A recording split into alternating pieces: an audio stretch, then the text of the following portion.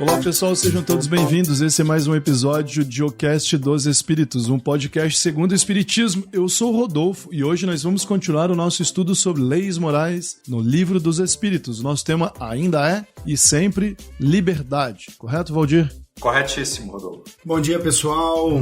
Aqui é o Dayan, sempre com a possibilidade de fazer escolhas. Muito bem. Vamos ver quantas, né? E o tamanho dessas possibilidades.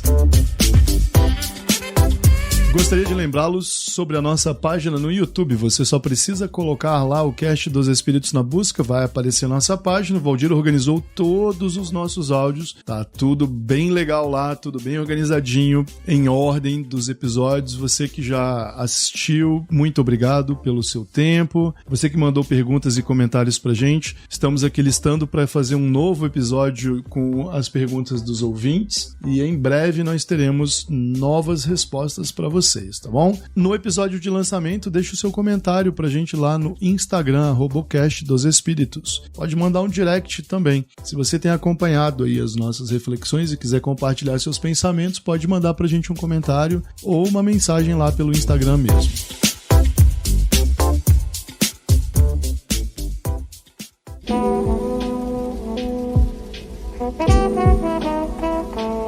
Bom, Valdir, vamos lá então, vamos seguir em frente. A gente anda vivendo tempos bem complicados aí, né, só para variar. O que é que nós temos hoje para discutir então sobre liberdade? Bom, Rodolfo, hoje a gente encerra o nosso assunto sobre lei de liberdade. Nós falamos nos 2 episódios anteriores, o ouvinte deve se lembrar que a gente gravou um episódio falando sobre escravidão dentro da lei de liberdade, porque que era um assunto importante na época de Kardec e continua sendo um assunto importante hoje. Como o episódio ficou enorme, nós dividimos em 2 e acabamos publicando em parte 1 e parte 2.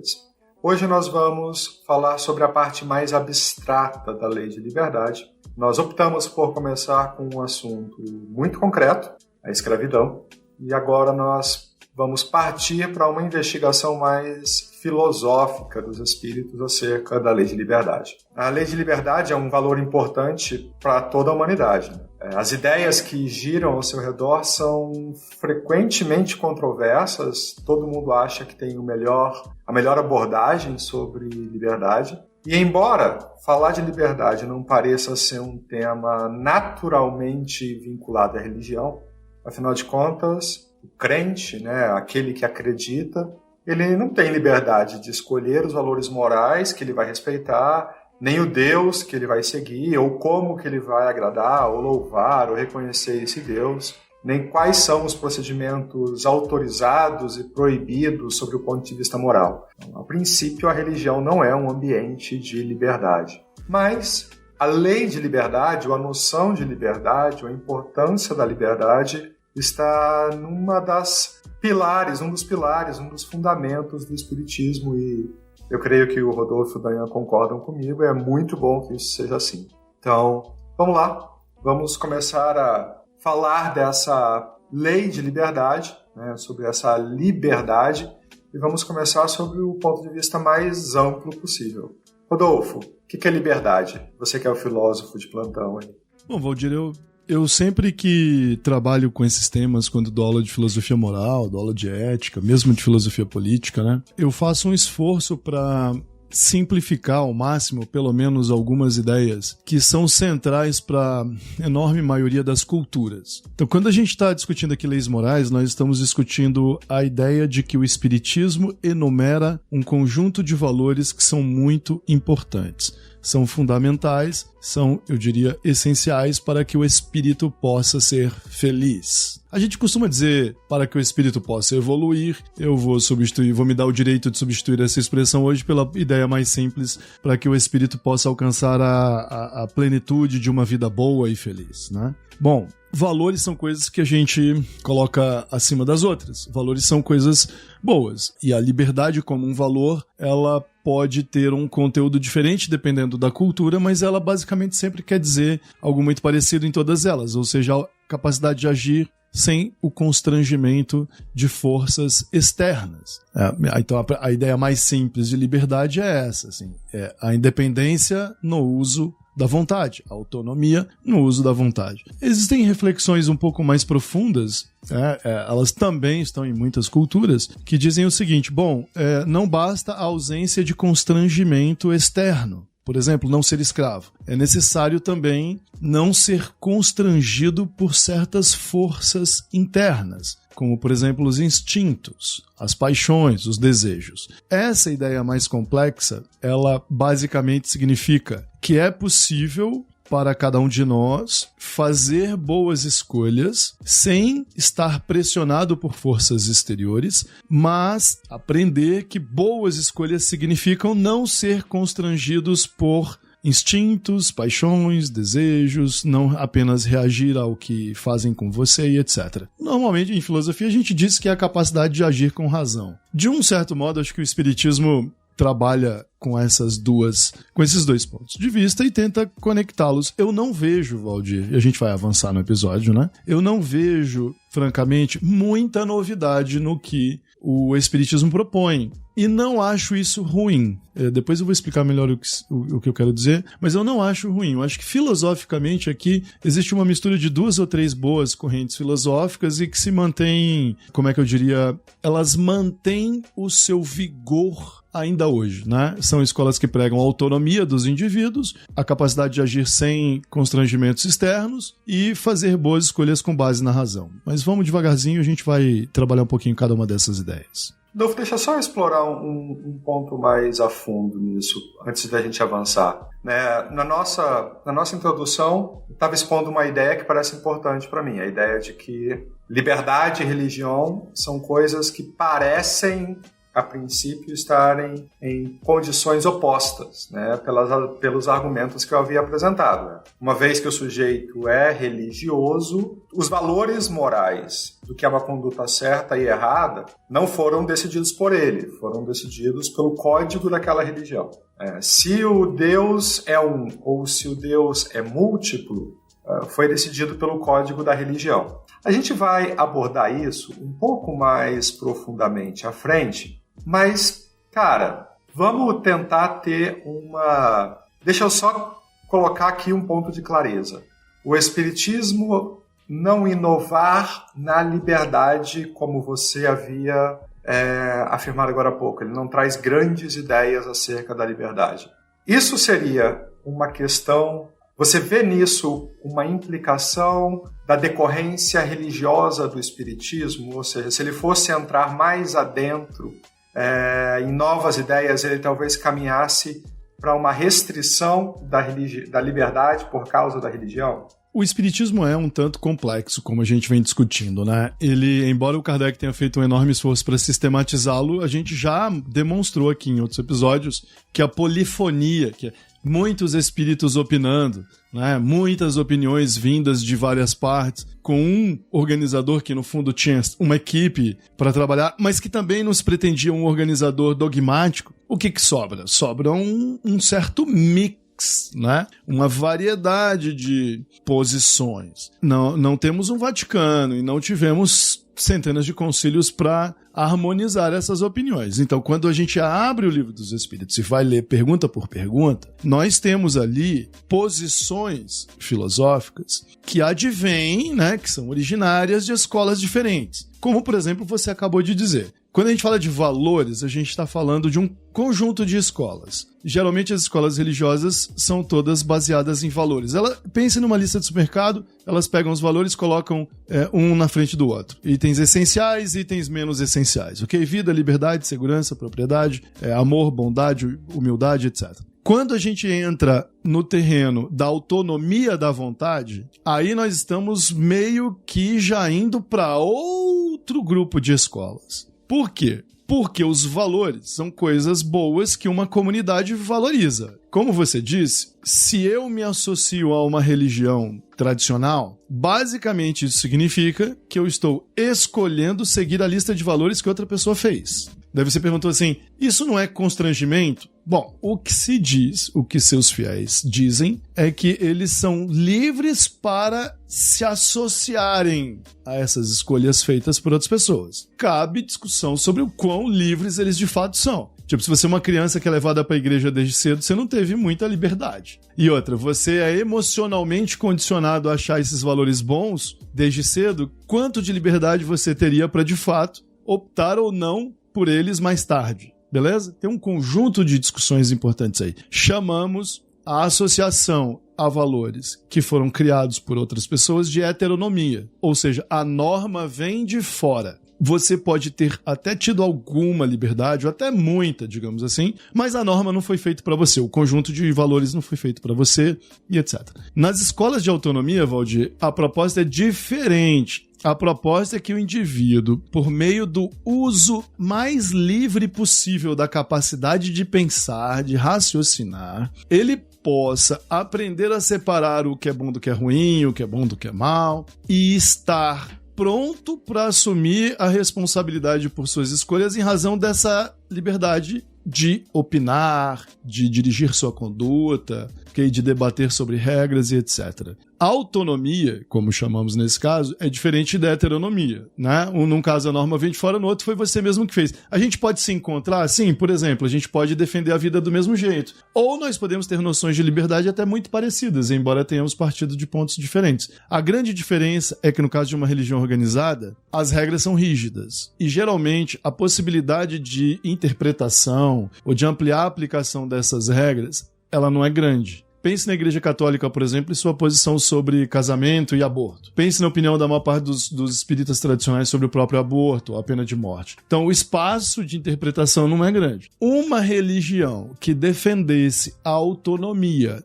num nível amplo demais, não aceitaria isso. Ela não imporia ao fiel, digamos assim, ou aos seus crentes, um horizonte pequeno para interpretações próprias, para visões particulares, para inovações e etc. Então, vejo o espiritismo vou usar um termo que a gente tem usado muito esses dias, né? O espiritismo é uma espécie de enclave, né? Ele tem um pé solidamente fincado nas religiões tradicionais ao defender certos valores e uma interpretação rígida deles, mas ele tem um pé do outro lado, né, uma ética kantiana, rousseauista, kantiana, progressista, dizendo assim, olha, o espírito, Deus deu aos espíritos livre-arbítrio. À medida que ele ganha consciência, ele vai desenvolvendo a capacidade de pensar e a única coisa que se impõe a ele é a responsabilidade por suas escolhas, mas não há freios para o que ele pode escolher, a não ser, naturalmente, ele não pode fugir às consequências dos seus atos. Então, essa ética da autonomia não é a mesma coisa que uma ética tradicional baseada em valores. Legal, Rodolfo. Eu estava te ouvindo aqui e eu acho que essa é uma ponte muito relevante, porque nós falamos num podcast sobre religião. Esse é um podcast espírita. E a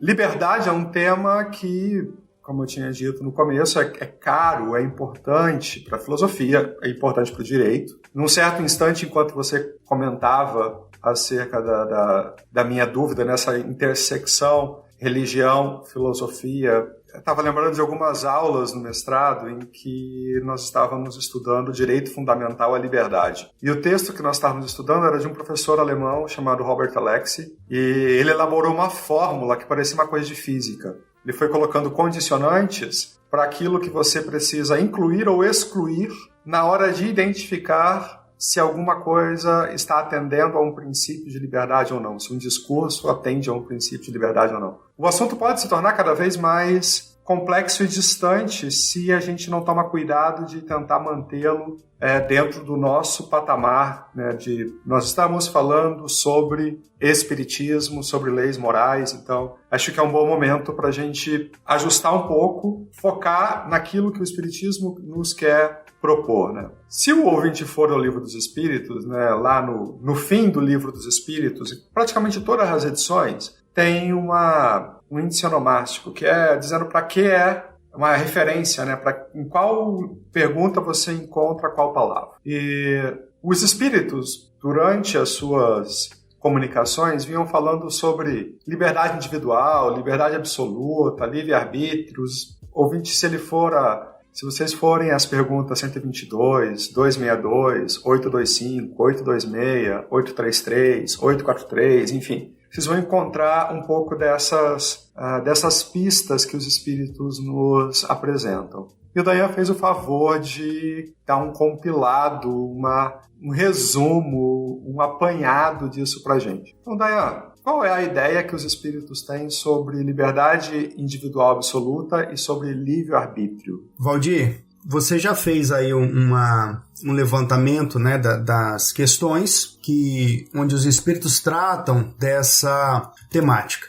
Não, nenhuma pergunta direta nesse sentido que nós estamos abordando aqui foi feita pelos espíritos na parte inicial, lá nas questões 800 e tanto é que aparece, né? Mas a partir da 122, como você disse, nós já temos uma abordagem dessas questões. Então, analisando todas essas questões que foram listadas, onde os espíritos abordam essa temática, o que dá para extrair dali, acho que é bastante simples, né? Em regra, os espíritos são criados livres, eles possuem liberdade, e essa liberdade, ela não é absoluta. Esse é o ponto. E eu penso que, sinceramente, nem poderia ser diferente, né? Porque, afinal, a partir do momento em que nós passamos a viver ou conviver com outras pessoas, ainda que seja uma pessoa só, a nossa liberdade ela já deixa de ser plena. Vivendo com um outro alguém que seja, nós já não podemos fazer tudo aquilo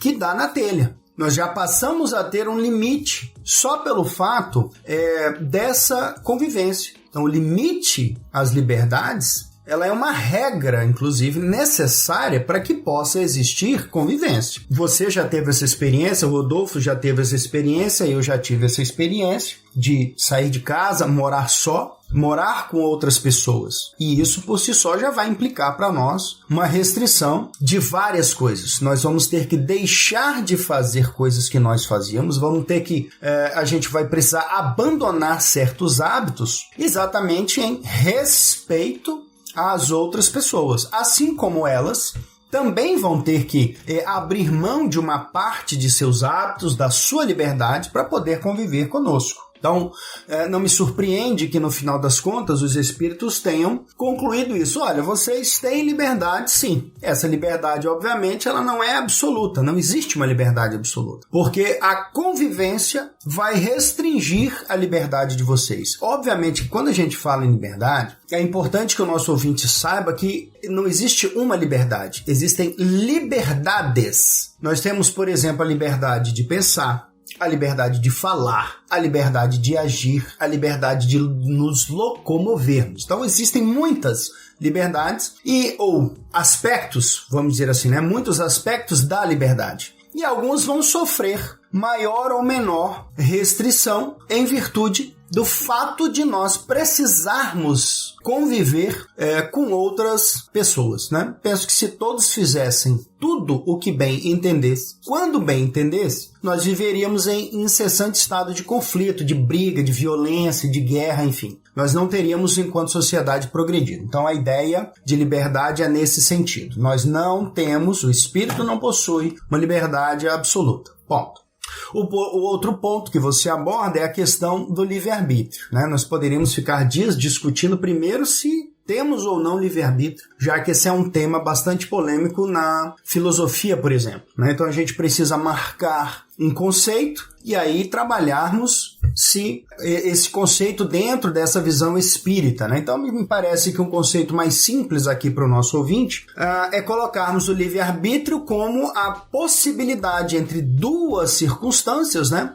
Ou entre duas escolhas, nós racionalmente podermos optar por uma delas. Então vamos fixar esse conceito bem simples do que seria livre-arbítrio. Bom, fixado isso, e sob a ótica daquilo que os espíritos nos colocam, eles dão a entender que, na origem, na criação, o espírito não tem livre-arbítrio nenhum, porque o livre-arbítrio, o espírito passa a ter o livre-arbítrio quando ele tem consciência de si mesmo. E é o que parece, como eles nos colocam, na origem, na criação, o espírito não tem ainda essa consciência de si mesmo, ele não teria o livre-arbítrio. O livre-arbítrio, portanto, ele vai sendo desenvolvido na medida em que o espírito progride, na medida em que o espírito toma conta de si mesmo, ele também desenvolve paralelamente o seu livre-arbítrio e ele passa a exercê-lo com plenitude e a ser responsável pelos atos que ele pratica, ou seja, por suas escolhas, pelo exercício do livre-arbítrio, a partir do momento em que ele alcança essa consciência de si mesmo. Me parece que apenas no estado hominídeo é que nós teríamos essa consciência plena. Acho que o Valdir tem uma opinião diferente, mas para mim parece que a gente só teria essa condição a partir do estado hominal. Então, quando nós passamos a encarnar em corpos humanos, é que nós teríamos então a responsabilidade completa pelos nossos atos, estaríamos exercendo o nosso livre-arbítrio em sua plenitude e aí responsáveis por todas as consequências, então, ou nos sujeitaríamos às consequências das nossas escolhas, né? Me parece que o caminho é esse aí. Nós costumamos dizer, portanto, no Espiritismo, que o livre-arbítrio ele é regrado, limitado, certo? E eu tendo a concordar realmente com isso, porque existem situações, né, que são inclusive abarcadas pelo direito, em que a liberdade de escolha da pessoa ela é zero. E embora ela pratique um determinado ato, ela não tinha liberdade de fazer nada diferente, né? Não se podia exigir dela, naquelas circunstâncias, que agisse de um modo diferente. Então ali não há, portanto, espaço para o exercício do livre-arbítrio. Embora ela pratique uma conduta, pode até mesmo ser uma conduta criminosa, né, ela não seria, do ponto de vista do direito, responsabilizada. Ela pratica um fato, mas ela não seria culpável, como a gente costuma dizer. Do ponto de vista do espírito, isso também tem uma graduação, vamos dizer assim, uma gradação nas responsabilidades conforme o espírito tenha ou não liberdade para agir de tal e qual forma. Então, de modo geral, é isso. Nós temos liberdade, sim, a liberdade não é absoluta, né? Nós temos livre-arbítrio, sim, mas esse livre-arbítrio, obviamente, também não é absoluta. Me parece que é exatamente isso que os espíritos nos colocam. Deixa eu fazer mesmo que eu fiz com o Rodolfo, explorar um pouco o teu raciocínio aqui. Enquanto você falava, eu estava pensando, será que o seguinte experimento mental faria sentido? Um espírito moralmente evoluído age de forma muito contida, ele age dentro das regras. E um espírito não evoluído, um espírito infantil ainda, tem menos escolhas, mas não segue regra nenhuma. Será que isso faz sentido? Ou seja, quanto mais aprimorados nós somos, mais capacidades de escolhas nós temos, mas nós seguimos mais regras. Nós nos sujeitamos melhor à lei divina, digamos assim. E quanto menos aprimorado nós somos, menos escolhas a gente tem e mais a gente desobedece à lei divina. Parece que é por aí, né? É estranho, mas parece que é isso. E eu acredito que nós vamos abordar mais à frente em outras leis, quando nós virmos, por exemplo, a lei do progresso. Mas quando, ao que parece, nós somos ainda, que é o nosso caso, mas tem estágios ainda mais infantis que o nosso, quando nós estamos nesse aprendizado, a gente parece que é governado menos pela razão e mais pela dor, pelo sofrimento. A gente acaba evoluindo, ou melhor, a gente acaba progredindo na marra, porque sofre demais em virtude das escolhas ruins. Vejam, ainda que o livre-arbítrio é limitado no início da nossa jornada, mas ele existe e nós fazemos escolhas.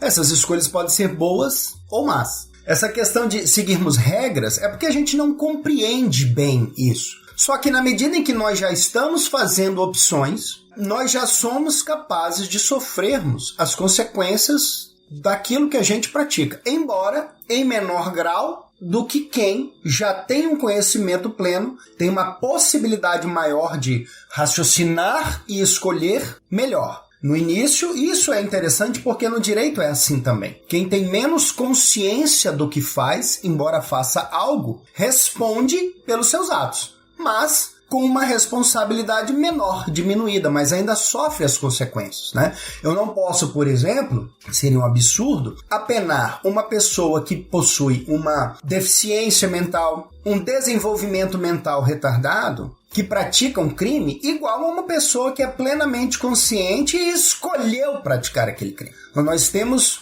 o ponto do saber que estar errado e querer agir de forma errada é um ponto crucial aqui. Então, quem tem plena consciência disso e ainda assim opta por agir dessa forma, responde por 100%, vamos dizer. Quem, entretanto, tem essa dificuldade de compreensão, de distinguir o que é o certo e o errado, mas mas pode optar por fazer ou não e age de forma que nós colocaríamos, né, equivocada e pratica um crime, ele vai ser responsabilizado. Mas vai ser levado em consideração, né, que ele não tinha a mesma capacidade de compreender, de discernimento.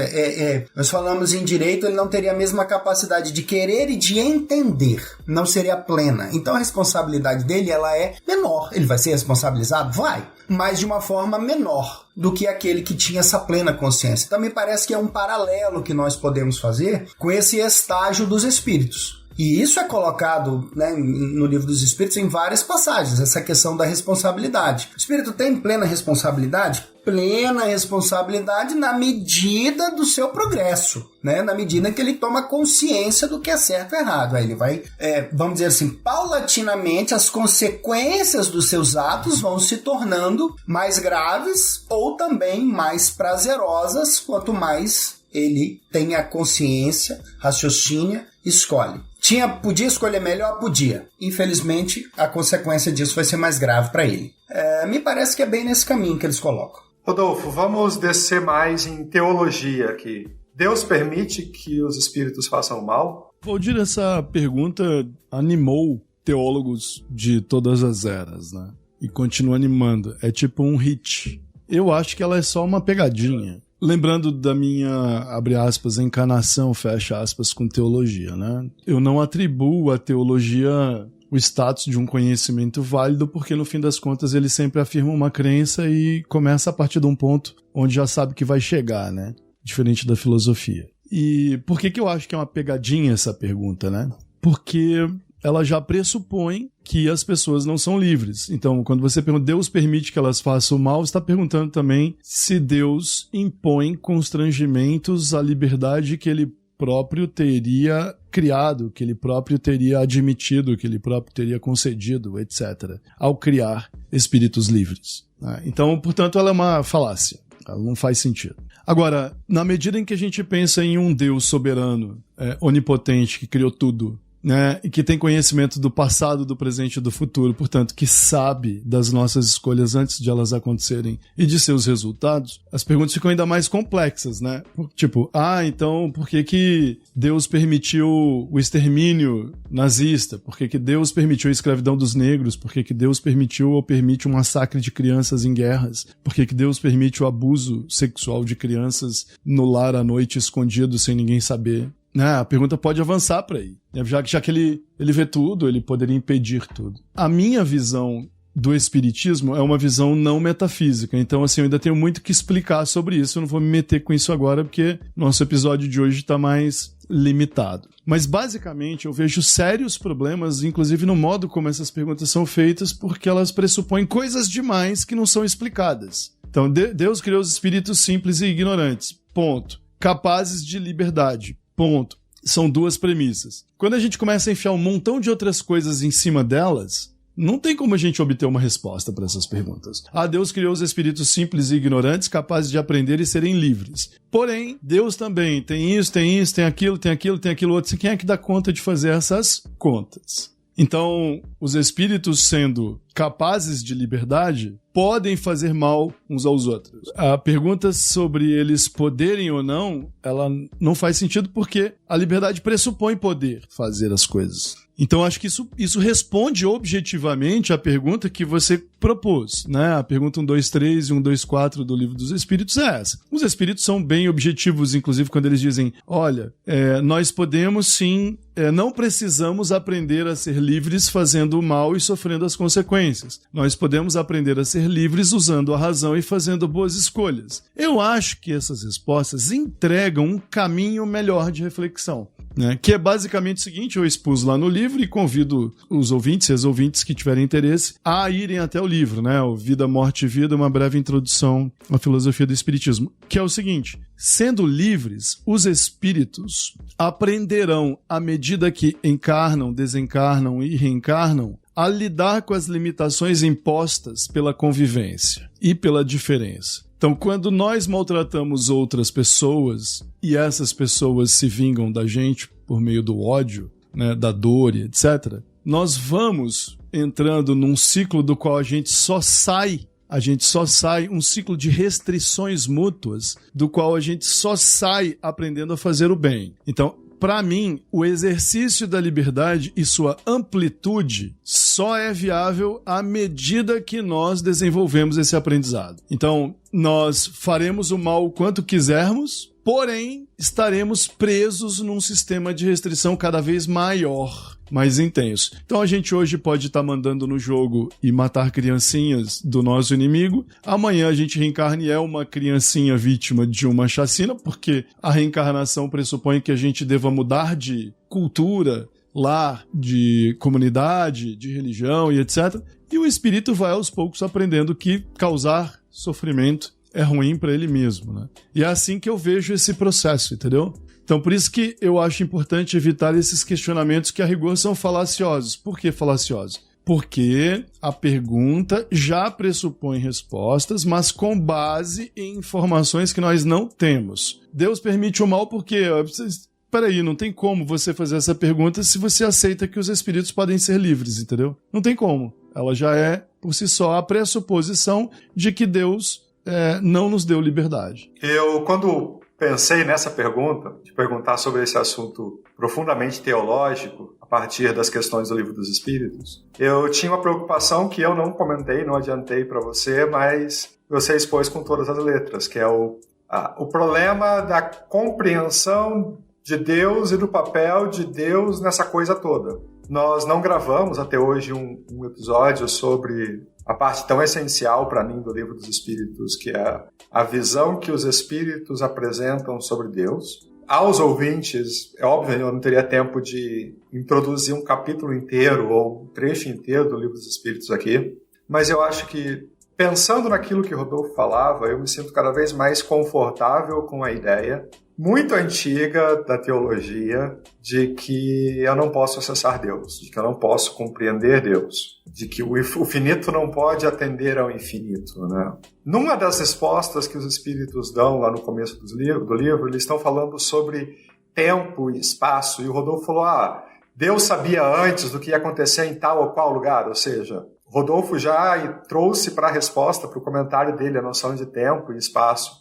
E hoje, para mim, a noção que mais me acalenta em relação à divindade é uma divindade que está descolada do tempo e do espaço. Que o tempo e o espaço são questões apenas e tão somente da humanidade. E a forma como nós compreendemos tempo e espaço hoje ainda é muito diferente da forma como outras sociedades humanas compreendiam tempo e espaço. Então, descendo em camadas, né, fazendo uma cebola aqui, a partir da reflexão do Rodolfo. Eu realmente acho que essa é uma pergunta que também não faz...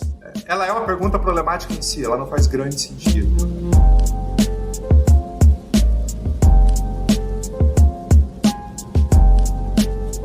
Deixa eu dar um cavalo de pau aqui, porque a gente estava indo em direção à tradicional teologia, falando sobre Deus intervindo no mundo, e vamos partir para um exato oposto, porque é um assunto... Provavelmente, os questionadores dos espíritos no século XIX não imaginavam que ele teria tanta importância no século XXI. Vamos falar sobre os nossos pets e os animais em geral. Numa certa pergunta, lá na pergunta 595, os espíritos falam que os animais possuem uma certa categoria de liberdade. E aí, eu e o Dayan estamos quebrando a cabeça já tem algum tempo sobre isso, porque eu fiz uma pergunta talvez indevida para o Dayan. Perguntei para o Dayan: Dayan, os animais possuem responsabilidade? E aí fiz uma outra pergunta para ele em seguida. Se os animais possuem algum nível de liberdade, eles poderiam estar submetidos a outro animal do planeta, da espécie Homo sapiens? Então, Dayan, vamos lá, vamos deixar o passado da teologia para falar do futuro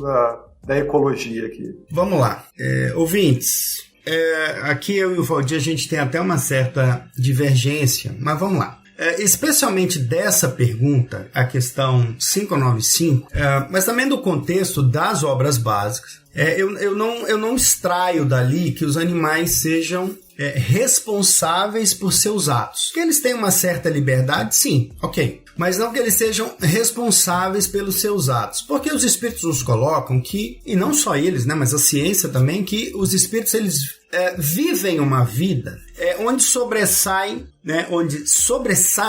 os instintos e não a razão. E a mim parece que o livre-arbítrio ele é incompatível com o agir instintivo. Porque no livre-arbítrio, veja, nós estamos diante de duas escolhas. E racionalmente nós optamos por uma. Então não me parece que quem age por instinto não faz uma opção, que não raciocina, não escolhe, né? Não pesa prós e contras, apenas reage a um impulso. Os animais têm uma certa liberdade, por exemplo, na hora de caçar. O instinto, a fome, a sede vão fazer com que eles se movimentem. Mas eles podem sempre fazer, né, essa opção, se eles vão agora ou se eles vão daqui a pouco. Se eu vou caçar já ou se eu vou caçar daqui a pouco. Ou em que região de caça. Essa é uma situação que para mim é tranquila. Mas isso a gente não pode, a meu ver, né, dizer que só porque eles podem fazer essas opções, eles se responsabilizariam de alguma forma pelos atos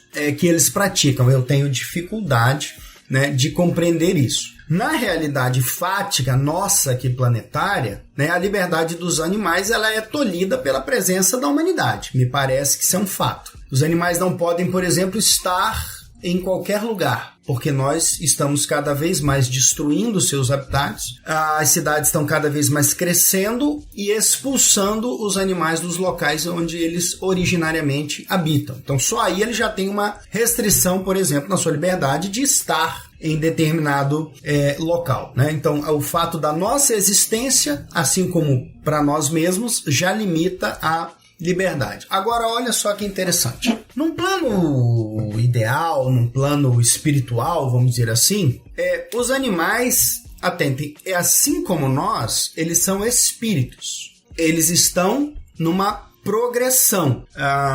No livro dos Espíritos, eles diferenciam o espírito, que seria aquele, né, encarnado, ou que encarna em corpos humanos, do princípio inteligente. Haveria uma que habita, por exemplo, corpos animais. Não seria, eles seriam a mesma coisa, mas em estágios diferentes. E para não confundir, os espíritos usaram essas duas nomenclaturas. Então vamos lá, os animais, com seu princípio inteligente, são diferentes de nós nesse estágio. Mas eles são, assim como nós na origem, espíritos. Então vamos lá, se nós não podemos escravizar espíritos encarnados em humanos, por que nós poderíamos fazê-lo com os animais, que são na essência como os humanos, espíritos? Nós fazemos isso, entretanto, né? Me parece que nós fazemos isso, que nós escravizamos animais para nos servir, seja para serviço, seja como alimento.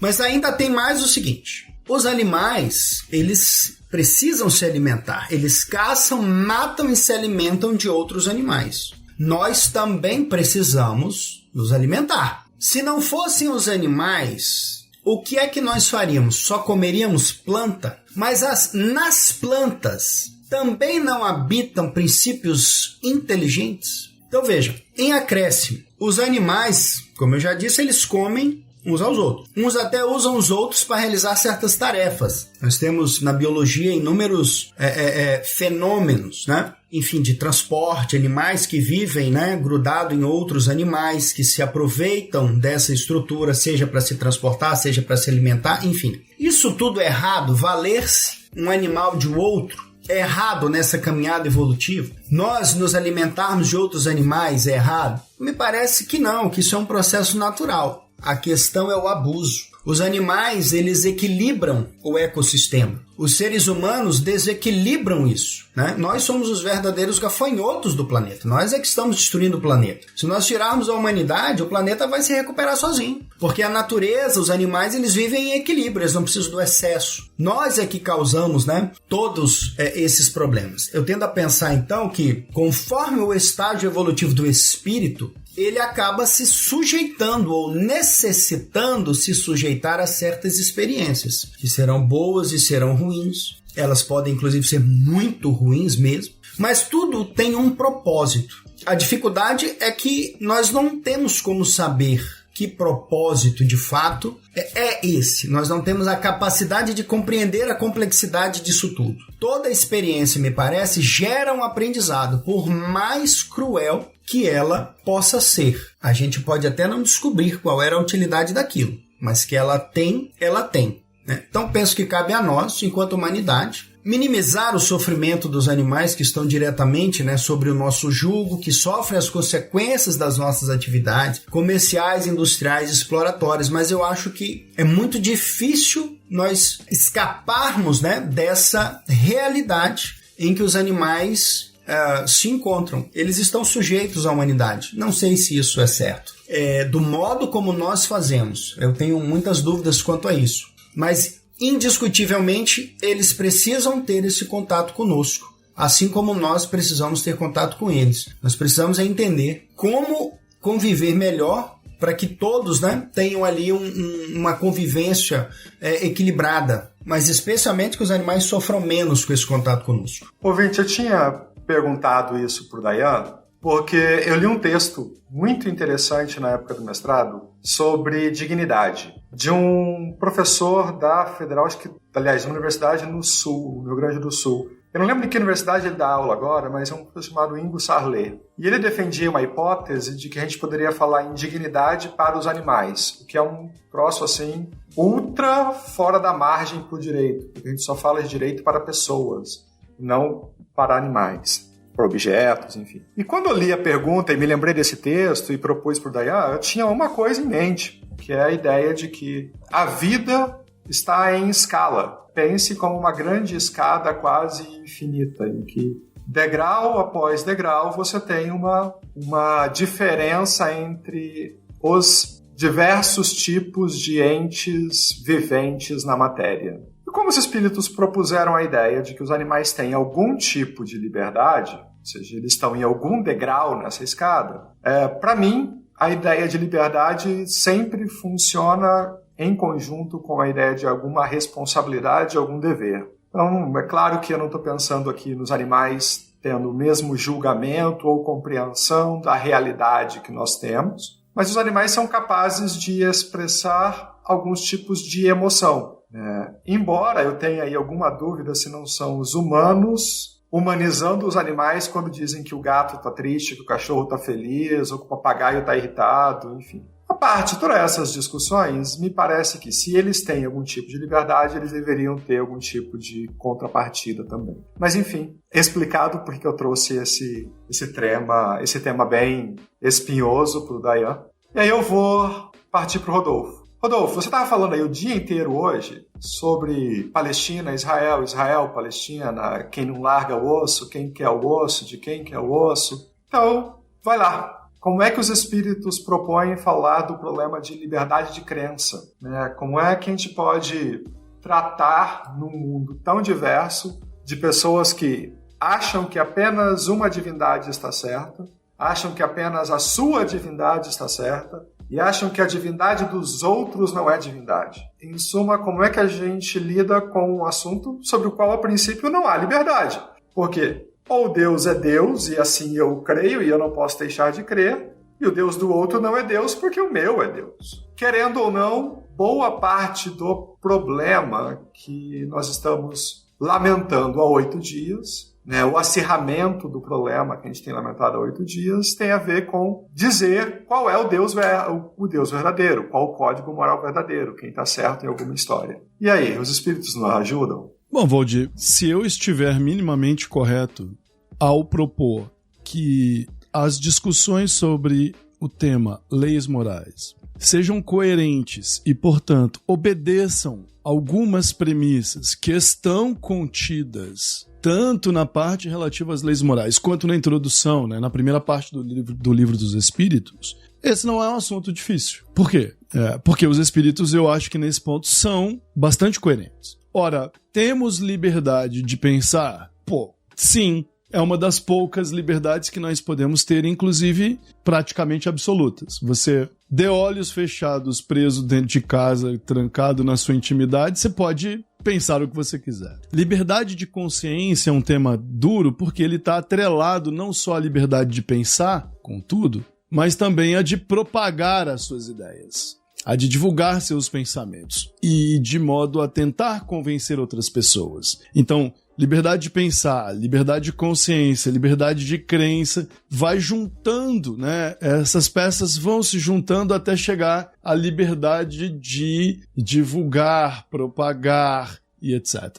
Então, a gente sabe, a nossa história ela é bastante rica com relação a isso. Ninguém está só no mundo para pensar e o que pensa não afetar ninguém. É por isso que os gregos insistiam no ponto em que razão não é algo que você tem trancado na caverna sozinho. Razão é algo que se exerce em comunidade. Razão é diálogo, né? Não é à toa que a raiz da palavra logos não é algo que você tem dentro de si que não se expressa, né? Logos é algo que se exerce coletivamente, um na frente do outro, né? Em diálogo. Então, o que os espíritos discutem aqui nas perguntas 835 a 842 não é apenas a liberdade de estar trancado em algum canto, pensando no que quiser, né? E você foi muito feliz ao elaborar para nós aqui um questionamento sobre como lidar com o fato de que nós podemos ter crenças divergentes em nível máximo, né? Então, ou Yahvé é o único Deus, ou né, o Yahvé dos judeus é o único Deus, ou Deus Pai dos cristãos é o único Deus, ou Alá dos muçulmanos é o único Deus. Eles não são compatíveis entre si. Esses sistemas de crenças se auto-excluem para cada um de seus grupos de origem. E, além disso, os politeístas, né, como ficariam os hindus, ou os não teístas, como os budistas, ou os ateus, onde encaixá-los, porque esses grupos, mais uma vez, se excluem uns aos outros. E aí os espíritos dizem, olha, temos, claro, a natureza do espírito por si concede a ele a liberdade de pensar, de ter crenças distintas e etc. E os espíritos da codificação dizem que isso é bom. Acho que esse é um ponto importante. Distinguir qual é a realidade do espírito. A realidade do espírito é: eles podem pensar o que quiserem e eles podem acreditar no que quiserem. Essa é a realidade. Para os espíritos da codificação espírita, isso é bom? Sim. Até que limites?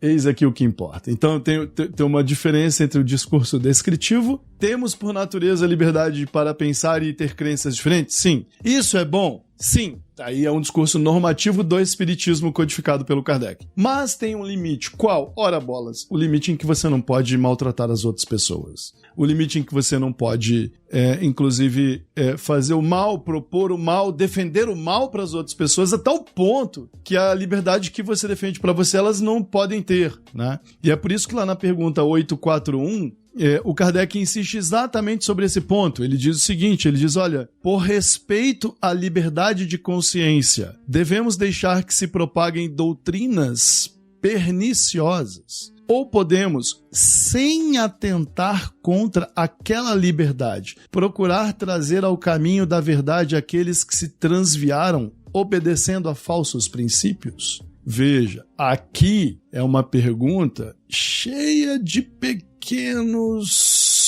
Vamos colocar assim, existem aqui armadilhas. Porque quando o Kardec pergunta trazer ao caminho da verdade, o cristão pode levantar a mão. A gente tem o direito de tentar converter os muçulmanos? E é isso que o Kardec está querendo. A gente tem o direito de ir lá e mostrar para eles que eles estão errados? E aí, o espírito que responde a pergunta, ele cita Jesus, né? Ele diz assim: certamente que podeis e até deveis, mas, a exemplo de Jesus, ensinai pela persuasão e pela brandura e não pela força, o que seria pior do que a crença daquele a quem desejaríeis convencer. Ou seja, poucos religiosos tradicionais fizeram mais mal ao mundo do que os cristãos. Então a gente fica vendo agora judeus e árabes em guerra, em conflito novamente, e não podemos nos esquecer que os cristãos nunca curtiram muito a ideia de crenças divergentes coabitando o mesmo território, historicamente falando. Se alguma coisa se pode impor, disse o Espírito, é o bem e a fraternidade. Não acreditamos, porém, que o melhor meio de fazê-los admitidos seja agir com a violência, pois convicções não se impõem. Embora o Espírito tenha citado Jesus como exemplo, ele não me parece estar dizendo que a crença verdadeira é a crença em Jesus. Ele me parece estar dizendo o seguinte: o modo verdadeiro de se proceder na relação com crenças divergentes é a brandura e a fraternidade. É a busca pelo livre convencimento. Então ele cita Jesus como um eixo moral de relacionamento, mas deixando claro, este eixo, entendeu? Ele não está dizendo assim, o evangelho de Lucas é o padrão do relacionamento. Ele está dizendo que a brandura, né, e a fraternidade são o padrão de relacionamento. Então, penso e acho que o Livro dos Espíritos, nesse sentido, é até bastante claro neste capítulo, que não há problemas com crenças divergentes. Não acho que os espíritas sabem mais sobre Deus do que os católicos, os muçulmanos, ou os judeus, ou os hindus, ou os budistas. E não acho que os cristãos estão mais certos que os budistas. Aliás, recentemente ando pensando muito o contrário com relação a isso. De todo modo, o que é mais importante para o espiritismo é que a liberdade de poder escolher sua crença não seja violentada pelas convicções de verdade das outras pessoas, desde que a sua crença também não se proponha a fazer isso. Eu sou livre para acreditar que os judeus não deveriam existir? Não, peraí, eu não posso ter liberdade de crença absoluta? Não pode. Por quê? Porque uma crença que tem por fundamento a não existência dos outros, ela é uma crença impossível. Ela é uma crença impossível porque liberdade de crença nunca é uma liberdade só para você. Tanto que a gente teve um debate muito sobre isso no Brasil recentemente, né? Eu tenho liberdade de expressão. Eu falei, pior ainda. Veja, crença e expressão andam juntos. Ninguém quer liberdade de crença para ficar calado. Vamos lá. Pouquíssimas pessoas defenderiam liberdade de crença para ficar calado, né? Duvido que alguém queira liberdade de crença e não tentar convencer, os próprios filhos, né? Olha, eu tenho uma liberdade de crença muito estranha. Eu quero uma liberdade para ter uma crença muito estranha. Ela é muito esquisita, mas não quero convencer ninguém, nem meus próprios filhos. Quando acharem essa pessoa, traz aí pra gente. Liberdade de crença, expressão, elas andam juntas. Então, os espíritos me parecem bastante claros sobre isso. Você pode usar a sua capacidade para a liberdade até onde você quiser. Porém, à medida que tenta expressar, ou à medida que tenta se comunicar com o mundo de alguma forma, à medida que desenvolve hábitos, práticas, toma condutas, a partir de uma crença que, de alguma forma, maltrata as outras pessoas, você está cometendo um erro grave. E isso já deveria mostrar para você que sua crença é falsa ou ruim em algum ponto. Bom, Rodolfo, você falava sobre a dificuldade ou a necessidade de convivência com crenças diferentes. Eu vou propor, então, que a gente encerre falando sobre uma outra limitação à liberdade. Uma limitação que é menos moral, abstrata, como a crença religiosa, para algo bem mais concreto e material. Dayan, as pessoas escolhem nascer na pobreza, em meio à violência, ou cercada de pessoas que as odeiam, que que estão dispostas a lhes praticar algum tipo de mal, isso é uma escolha de quem vai renascer? Bom, Valdir, pode ser, né? Pode ser. No Livro dos Espíritos, ali a partir da questão 258, eles já nos trazem que antes de encarnarmos, nós temos a possibilidade de escolher o gênero das nossas provas. Não exatamente aquilo pelo qual você vai passar, mas um gênero, então é algo muito mais amplo de uma prova que nós vamos passar. Então o espírito pode optar, sim, por escolher passar por uma situação de muita privação. Ele pode optar por nascer, né, num meio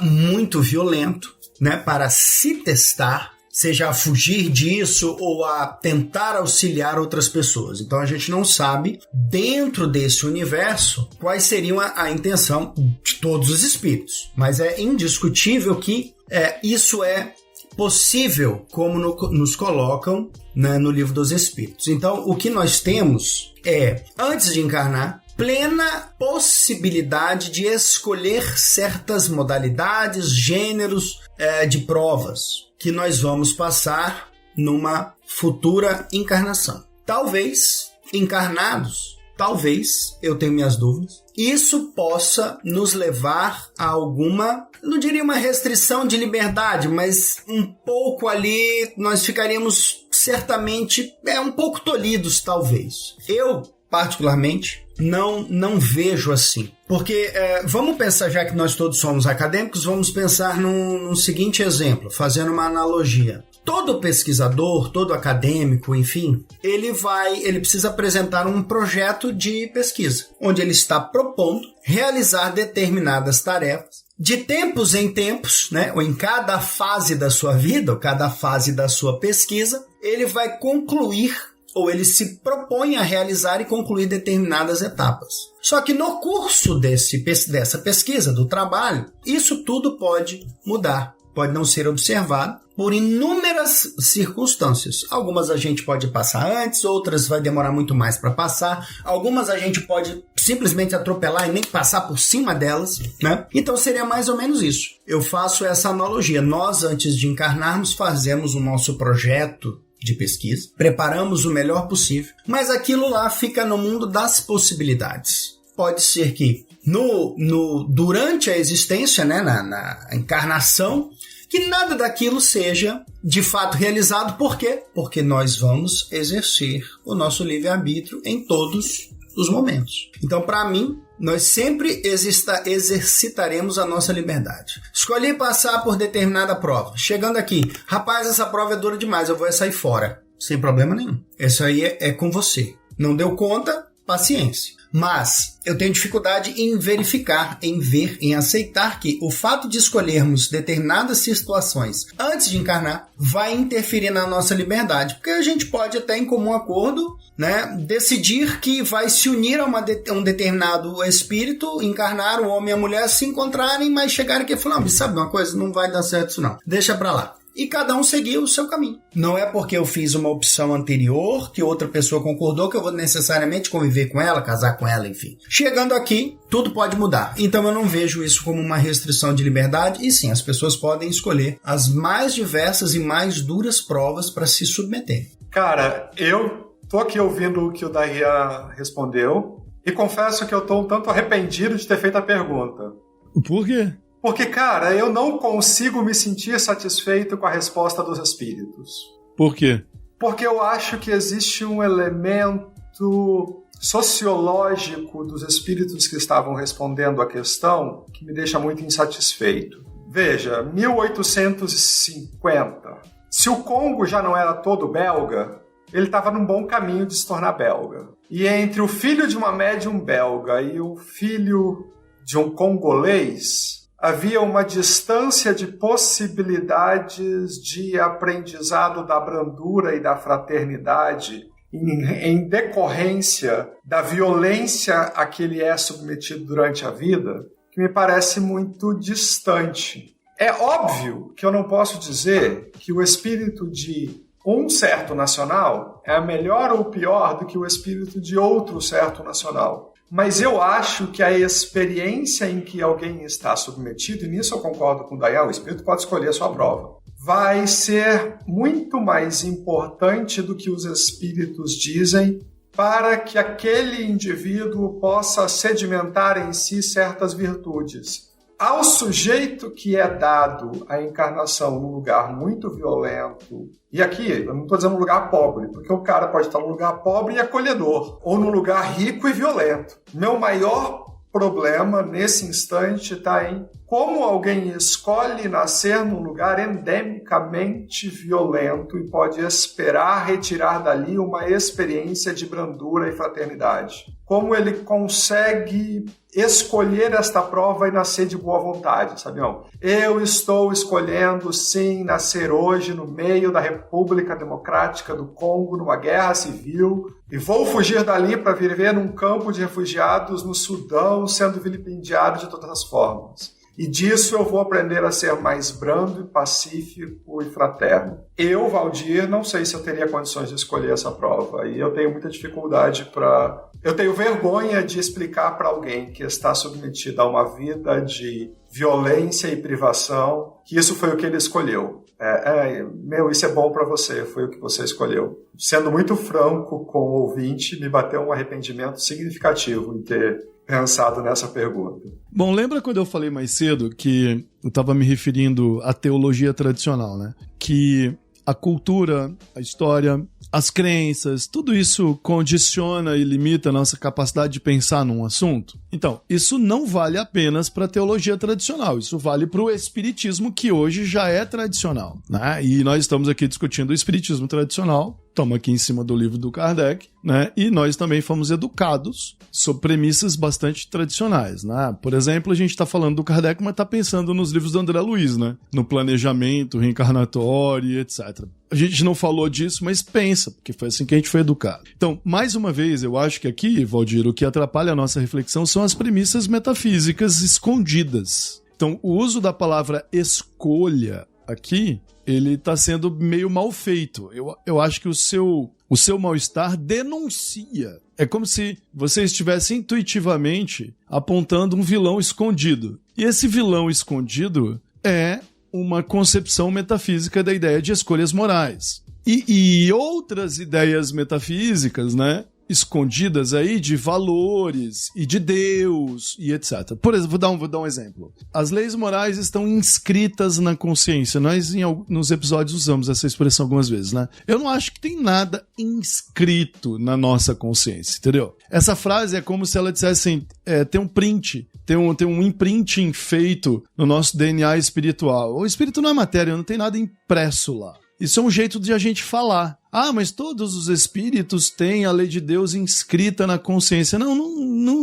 Não existe nada escrito, inscrito. O espírito não tem DNA, entendeu? São apenas analogias. É um jeito de tentar entender as coisas. Então, olha só.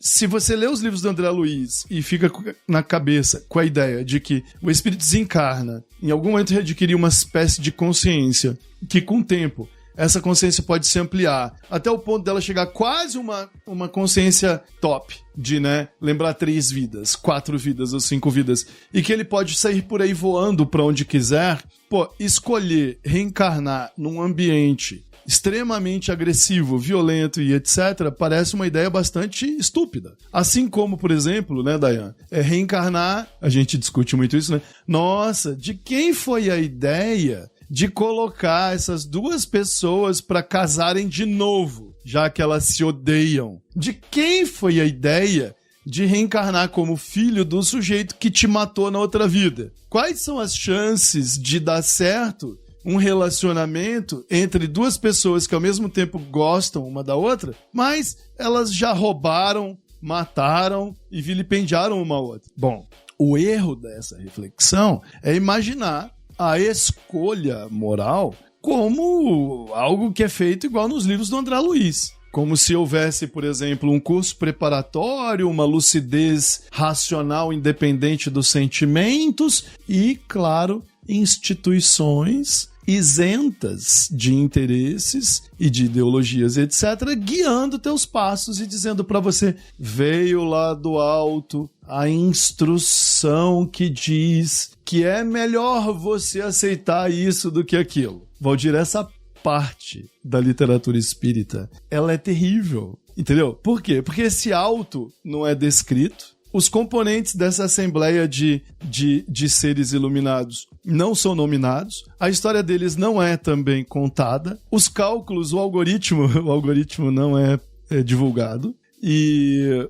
nós somos meio que levados a crer que se essas escolhas são as melhores, porque essas pessoas estariam mais próximas de Deus, né? Já lembra de uma vez aquela expressão, os matemáticos kármicos, né? Olha, existem espíritos tão elevados que eles são capazes de fazer as contas morais de coletividades inteiras. Tudo isso é a velha teologia infiltrada no espiritismo. É a velha teologia colocando no lugar da vontade de Deus, no entanto, coisas que parecem mais sofisticadas e racionais. Mas não são. Elas só são a velha metafísica. Então, na minha opinião, né, no modo como eu enxergo esse assunto, nós precisamos abandonar esse vício mental e pensar no seguinte. Nós, como espíritos, que seríamos, portanto, imortais, nos movemos em direção a certos objetivos por causa da razão, um tanto. Por causa das emoções, 1 milhão de tantos. Por causa de outros interesses, outros tantos.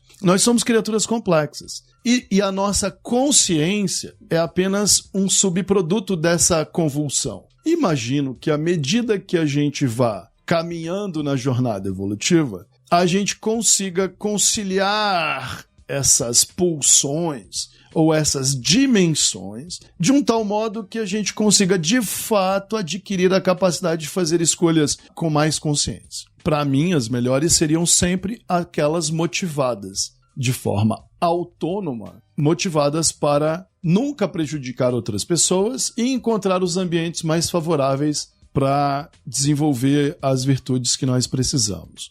Então, por que é que nós acabamos reencarnando e aceitando, por exemplo, um relacionamento afetivo com certas pessoas? Porque nós gostamos delas ao mesmo tempo que nós detestamos elas. E nós somos assim. Porque a gente se sente culpado por ter maltratado elas. Porque a gente gosta de um pedaço, mas não de tudo. E não consegue se livrar desse pedaço de que a gente gosta. Os motivos podem variar ao infinito, mas os espíritos estão sempre gravitando em torno das experiências que dominam sua vida mental, em várias dimensões. Lembra o amigo não espírita que sempre chega e pergunta: por que esses livros aí nunca falam dos espíritos que reencarnam na China, né? Ou por que os espíritos são sempre católicos e eles nunca reencarnam, sei lá, numa cultura radicalmente diferente, na Mongólia, no Sudeste, no extremo frio da Sibéria ou entre os vikings no norte? Os espíritas são ex-católicos. E eles desencarnam e eles vão voando para onde? Para dentro da igreja. Eles acabam reencarnando aonde? Onde sempre reencarnaram. E aí, claro, quando tem convulsões, né? Quando tem guerras, a gente vai falar da lei de destruição, o ódio vai atrair o espírito para reencarnar em outro lugar primeiro. Pô, eu odeio os muçulmanos. O sujeito desencarna e vai atrás da pessoa que ele odeia e reencarna lá. Aí ele continua reencarnando lá por um tempo, daí ele volta. Não podemos. Temos que nos livrar desse problema seríssimo, que é o de ficar pensando sobre esse assunto sob as bases estabelecidas pela literatura que veio depois. A literatura que veio depois faz a gente pensar assim: como eu posso escolher me dar mal? Qual é a melhor forma de aprender a brandura? Reencarnar na desgraceira junto com os meus inimigos principais? Não, você reencarna na desgraceira junto com seus inimigos principais porque você não larga a mão do ódio. E que culpa tem os habitantes de uma certa região muito violenta porque ela nunca deixou de ser colônia, é sempre explorada? Eles não têm culpa nenhuma. Mas por que eles não reencarnam fora de lá? Porque os avós dele reencarnaram lá, os pais dele reencarnaram lá, e essas pessoas continuam lá porque gostam da região. Elas não gostam de ser escravos, elas não gostam de ser explorados, elas não gostam de ser oprimidos. Mas elas têm boas lembranças do meio ambiente, elas têm boas lembranças da cultura, elas têm boas lembranças da religiosidade local. Elas querem continuar lá. Mas não é estranho que elas reencarnem sofrendo a exploração durante tanto tempo? Não, elas não querem sair de lá e ir para Nova York. Elas gostam da vida que têm, embora sejam vítima, né, de exploração e acabem aprendendo que o ódio é muito importante. É uma pena. Mas o amor, o afeto, o carinho, né, pela região, pelos antepassados, pelos ancestrais, faz com que elas se condicionem a não querer fugir de lá. E aí também vem muito preconceito da nossa parte, né? De imaginar que um lugar que não tem uma qualidade de vida X ou Y é um lugar absolutamente indesejado ou insalubre, porque não permite certas condições que para nós seriam as ideais para o desenvolvimento de certas virtudes. Então, se a gente eliminar, Valdir, essas premissas ocultas, essas ideias que se infiltram no nosso pensamento, talvez a gente entenda com mais clareza que a humanidade encarnada e a humanidade desencarnada funcionam meio que como um todo. Então, se hoje tem gente tentando fugir da Palestina e não consegue, fugir de Gaza, por exemplo, não consegue, por pressão das tropas israelenses e por omissão dos egípcios que não abrem as portas, graças ao ódio que cerca os israelenses e o ódio com que os israelenses devolvem o cerco, vamos imaginar que inocentes vivendo em Gaza não conseguem fugir e vão desencarnar, eles não vão querer reencarnar no Colorado ou no Acre. Eles vão querer voltar para lá, porque é onde as raízes históricas das pessoas que eles amam tá presa. Ou eles vão voltar para o útero dos seus netos. Eles vão voltar para os braços dos seus sobrinhos, netos, porque gostam daquela tradição, porque quem vai receber as pessoas? Quem vai te receber como filho? Quem vai me receber como filho se não amigos meus? Onde eles estão? Onde estão meus amigos? Meus amigos estão na Mongólia? Meus amigos estão no deserto da Austrália? Não estão. Então, mesmo que seja um ambiente limitador, muito limitador, o exercício da minha liberdade afetiva vai acabar me jogando de volta naquele cenário. E aí cabe a todo espírito que reencarna fazer o bem para tentar mudar as condições de existência do lugar em que vive.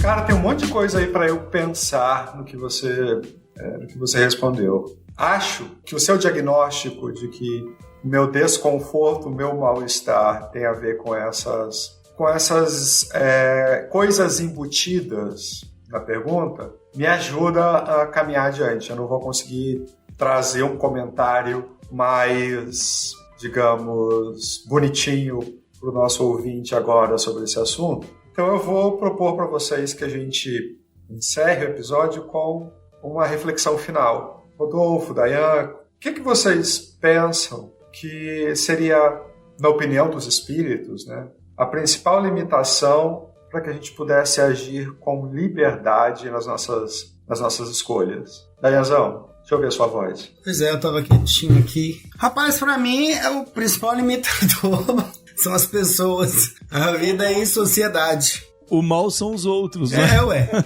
É isso. O grande problema é que tem gente, tem outras pessoas, né? Pra mim é isso, é ter que viver com outras pessoas, senão eu ia fazer tudo que eu queria. Eu não posso. Não ia dar, não ia ter com quem jogar bola, não ia ter com quem namorar, não ia ter gente pra fazer os filmes que você gosta de assistir. Exatamente. Infelizmente, né? Tem como. O problema são os outros, Rodolfo? É isso mesmo? Não, mas esse é o ponto, né? Assim, o problema são os outros e a solução está nos outros, de algum modo. Porque a gente fala muito sobre a evolução individual, ela não é viável, ela não existe, não é possível sem a comunidade, sem os outros. Vai aprender com quem? Né? Você vai encontrar exemplos aonde? Como é que você vai sair de dentro de si mesmo para entender que as coisas podem ser diferentes? Não tem como, né? A liberdade de um implica a dos outros. Você não tem... Não é possível, não existe. Quando a gente pensa nesse tema, é muito comum a gente ficar assim, né? É igual videogame, assim, eu tenho igual Minecraft, né? Eu vou construir um mundo, eu tô aqui, as ferramentas estão aqui, então, meu cara, não tem como. Então, assim, por isso que a gente acaba chegando em perguntas que não fazem sentido, né? Não fazem sentido. Só existe uma liberdade que é o resultado de uma construção histórica, material ou não, neste mundo ou em outros, mas é sempre uma história. Só existe liberdade como história. Então, tanto que quando a pessoa... então fala pra mim o que você acha que é ser livre. Ser livre é acreditar no Deus que eu quero. Que alguém escreveu a história desse Deus, né? Ser livre é ter a família, não sei o que, viu?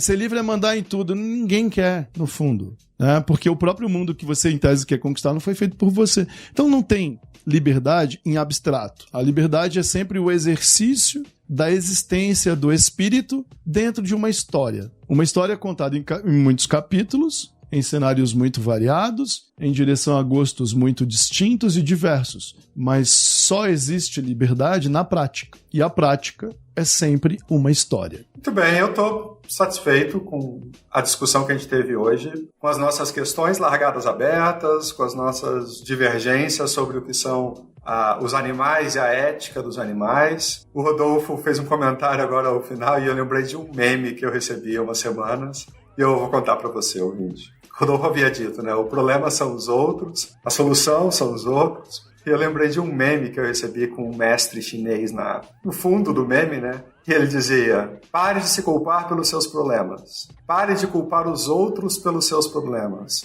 Compre um mapa astral e passe a culpar os astros. Pode ser uma boa saída, de fato. Haveria mais paz no mundo, né? Haveria mais paz no mundo se a gente fizesse isso. Um abraço, foi uma alegria estar com vocês.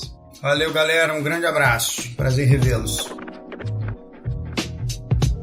Maravilha, gente. Que bom que estiveram conosco até o fim, até chegar ao fim desse episódio. A gente vai seguir com essa série e lembramos a todos vocês que, se quiserem participar mandando perguntas pra gente, é só mandar um direct lá pela nossa página do Instagram, @ocastdosespíritos. Muito obrigado e até o próximo episódio.